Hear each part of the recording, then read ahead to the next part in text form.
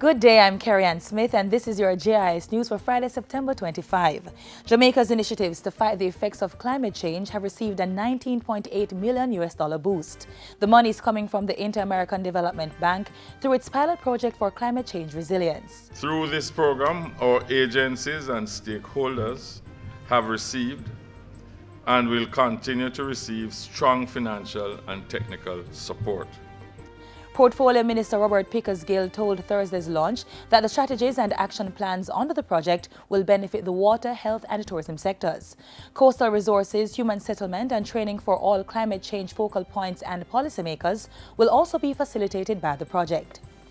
The Ministry of Agriculture has promised to help drought-affected farmers in St. Mary.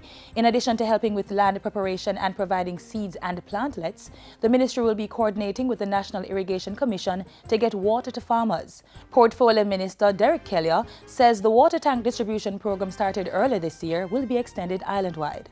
What I want the farmers to do, and I'm going to be asking the RADA team, is to have some more sessions with the farmers, to show them the most efficient way to utilize the support that we are going to be giving. Minister Kelly was speaking following a tour of drought-affected farms in St. Mary. National Security Minister Peter Bunting says there has been a consistent reduction in crime in areas where there is a concentration of projects under the Citizen Security and Justice Program CSJP. And that suggests that the social intervention programs, the crime prevention, is at least as important, if not more important, in the long run than the crime control initiatives.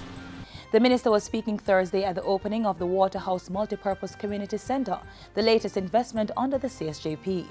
$50.6 million was used to construct and equip the center, with $42.6 million coming from the CSJP and the rest from the Waterhouse CDC Benevolent Society.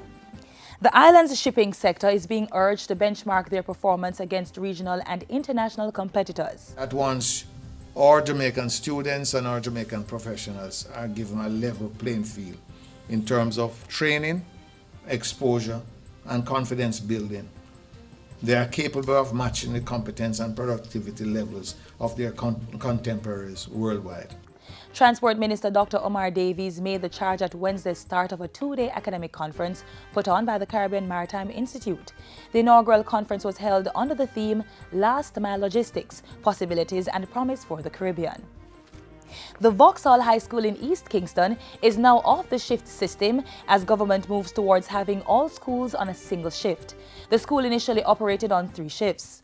Speaking at a ceremony to mark the beginning of a full-day system at the school, Education Minister Reverend Ronald Thwaites said the new system will offer students an additional 1-hour class time each day.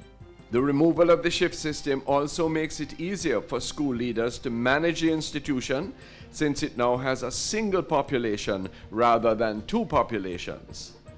A new block which has been constructed to facilitate the full-day system was also opened. Vauxhall High is the first of 32 schools targeted to come off the shift system in this academic year.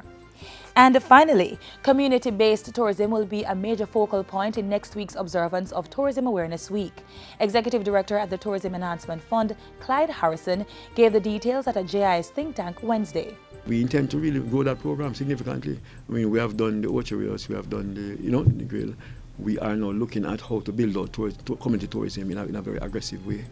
Tourism Awareness Week is being observed from September 27 to October 3 under the theme 1 billion tourists, 1 billion opportunities. For more information, go to visitjamaica.com/WTD. And that's it for JIS News today. I'm Carrie-Ann Smith. Thanks for watching.